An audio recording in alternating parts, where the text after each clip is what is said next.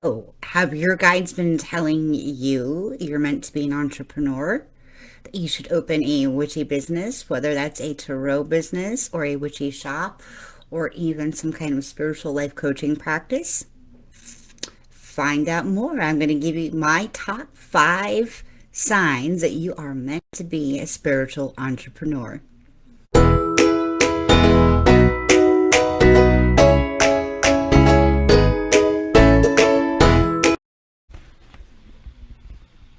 So, hey, I am Lindsay Baldessano from Super Secret Powers Coaching, and you are here on my channel, Magic Bringers Rising, where we talk all about empowerment, magic, and business to get budding witchpreneurs and spiritual entrepreneurs growing their success, their power, and their money.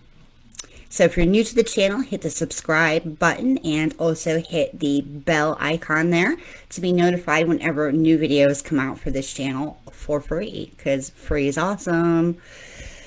So over 20 years in the spiritual community, doing readings, doing sessions, just meeting witches everywhere, vending, all that. So many people want to know how to take the next step because, they've been living as a witch for a while and they really love it. Of course, they feel the magic, but they want to go deeper. And so a lot of people tend to feel that you go deeper by opening some kind of business or being of service in some way.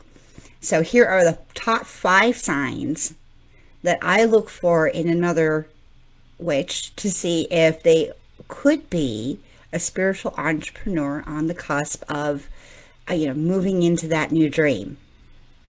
So if you think you already know you might be a spiritual entrepreneur on the sly, still hidden yet, but you're just looking for a confirmation, go ahead and let me know in the comments and tell me why you think that is. What sign is leading you in that direction, huh?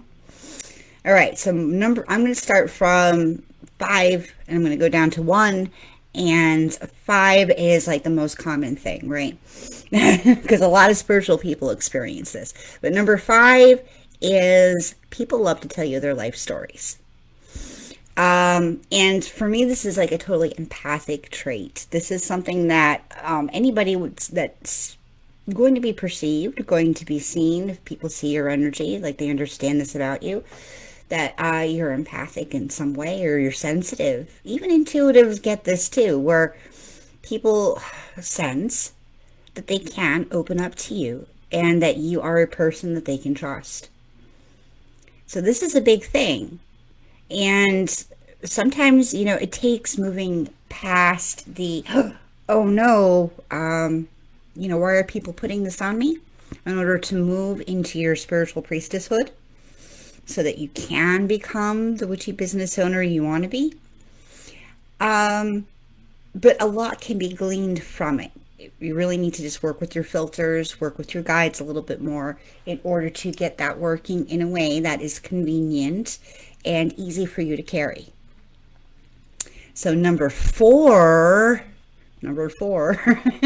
is you love the feeling of helping people because you see their potential and believe in that bigger dream. So it's not enough to just want to help people. I mean, a lot of us would help people, to some extent. But to really move into a more transformative kind of business, I mean, helping people is fine if you just want to do a product-based business. Crafting, opening a witch shop, that's great.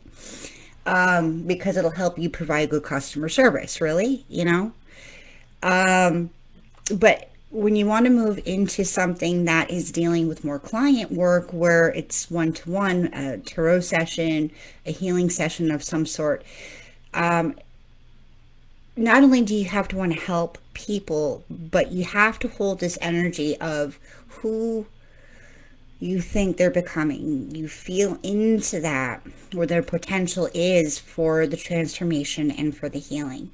Because they're not coming to you to feel the same afterward. They're coming to you to feel different.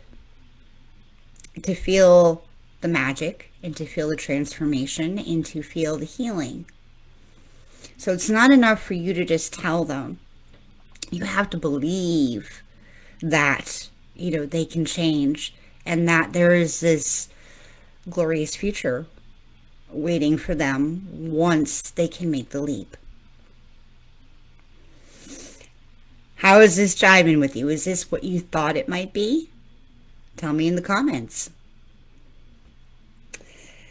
So number 3 is you've had a hard time with bosses, hierarchy, and you need more creative and stimulating work. I know that is certainly true for me, but it's certainly true for a lot of other intuitives, a lot of other spiritual people, because they also tend to be very creative. It's just, part and parcel, considered a byproduct of being naturally connected to source, that not only do we get information or guidance or messages to pass forward, we also get a ton of, really beautiful creative ideas on how to do this.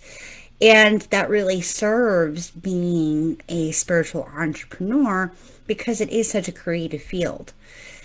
Now, not necessarily creative like if you're a coach who create a billion packages, but creative in how we start crafting conversations online and how we start building a customer experience. Somebody can come to our place or our website and feel a certain way, and they can count on us for that kind of creative vision. So have you been called a free spirit? If you have, tell me in the comments and we can talk about how that creativity really, plays into being a spiritual entrepreneur. So number 2, we're almost down to 1. We're at number 2. There's the willingness to fight, remind, keep inviting people to the bigger vision that you see. Especially for business online. Like I said before, when people come to you for a session, they're not looking to leave feeling the same. They're looking to leave feeling transformed. And in order to really start talking about that transformation, they have to always be being reminded of what could be for them with your help. You don't have to get cheesy with this, but if you are always that person, that rock that people go to because they need not just emotional support, but they need your specific way of turning around their problem. Well, that's what I'm talking about here. If you're the one who can see kind of like the way through their problem, like what the next step should be, and people just come to you for that anyway, well, like you're already doing spiritual entrepreneur work. You just haven't figured out how to monetize it yet. And no, monetization is not a sin here. And it's a way actually for people to enter into a more neutral space, because a lot of people don't have the kind of safe atmosphere and environment they need to explore the things they need to explore in order to create the transformation. And you can't always do that with someone you're very close to. Sometimes it does take going to see that third party in that completely neutral, safe space in order to do that. And that is a very valuable thing for other people. So have you experienced any of these signs so far? If you have, then you should probably join my free Facebook group, which is called Magic Bringers Rising, where witches get together to talk all about their energy, their power, and their business so that they can succeed and start getting the sales that they want and grow their budding witchpreneur businesses. And you'll see that link. All right. On to number 1. Are you ready? If you're ready, hit the like button on this video and say hi to Xander. So, number 1, drum roll. Woo, maybe I shouldn't do that. Make the camera go fuzzy. Number 1. This is how I know people have that archetype within them, that energy within them.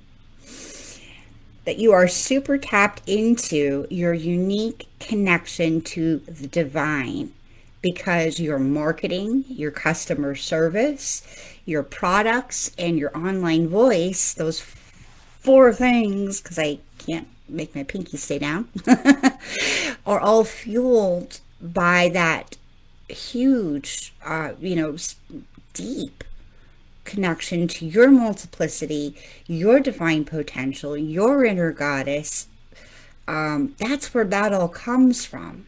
That level of creativity and that level of inspired wisdom to be able to kind of cut through the chase and help people see past their excuses and their stories that they made up about why something isn't possible for them. So the reason why this is my number one tip is because the archetype of spiritual entrepreneur carries with it two specific abilities. Not just your your number one intuitive ability. It carries with it the ability to, number one, see people where they're at. So that's, that's your empathy, that's your sensitivity, that's your clairs working for you in one aspect, in a very grounded, real, I see this person in front of me aspect, and I understand where they're at. But number two, it allows you to hold the vibration for something bigger, for something greater, for something more healing for them. And that is not something everybody can do. So don't take that for granted.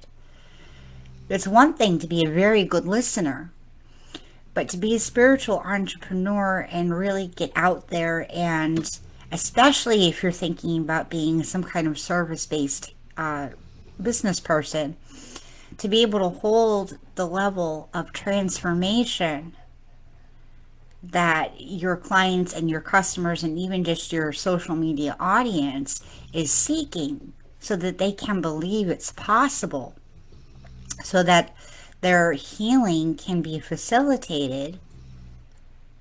That's a whole other thing, but that tells me right then and there, point blank, that you are being called to be some kind of spiritual entrepreneur. And usually you're already kind of starting to follow that by helping other people, even if you're not getting paid for it, or even if your business isn't quite where you want it to be. You're already trying to answer that call. You just have to figure out the real world stuff around it and how the industry actually works in order to get there. And that's why I'm here, because I love helping spiritual entrepreneurs and witchpreneurs get into the flow of their business and build strong foundations and roots that they can then grow their magic from. Because without those roots, you're going to get lost. It's so easy to get lost in the process. It's so easy to get off of your own energy and step away from your power, because you're lost in a sea of options of how to run your business and what it takes to run your business and what's the next step and what makes sense and what's going to be, working smarter, not harder. There are so many options out there. I mean, just scroll through Facebook and even here on YouTube, and you'll see 1,000 different ways you can do something. But does that mean they're right for you? And does that mean that you understand it enough to ask even your guides the right questions about whether you should do this, that, or the other thing regarding your business? Because they don't live in this world. And sure, they're going to give you their best advice, but they might not understand even all of the intricacies that go on with it. They might only understand something from the energetic perspective. But if you aren't energetically clear on why, say, email marketing is so important to any given business online, they might not understand that energetic need. So always with guides and business, you have to run your business. You have to make the best decisions, the most powerful decisions You can. From your center, from your place of power. And of course, with the advice of guides as they understand things, as they understand how a business needs to grow. Because you can't even entirely trust your 5-year vision of where you think you would like to be when you really become successful. Because you don't know all the little steps that that person had to take quite yet. And sometimes, like, you can't even imagine it and how it needs to work, and perhaps even how simple it was, because, maybe you're overthinking this whole thing. All right. So what do you think about that? And if you are ready to take that step and start building your budding witchpreneur business, then feel free to join that free Facebook group. The link is in the description, and there should be a card up here with the link for that as well. It's free, of course. And let's start talking about what it is that you need in order to get in your power and begin building that beautiful witch business dream. Don't forget to hit that subscribe button on your way out so that you're notified for more witchy business hints, tips, and little vlogs on our channel.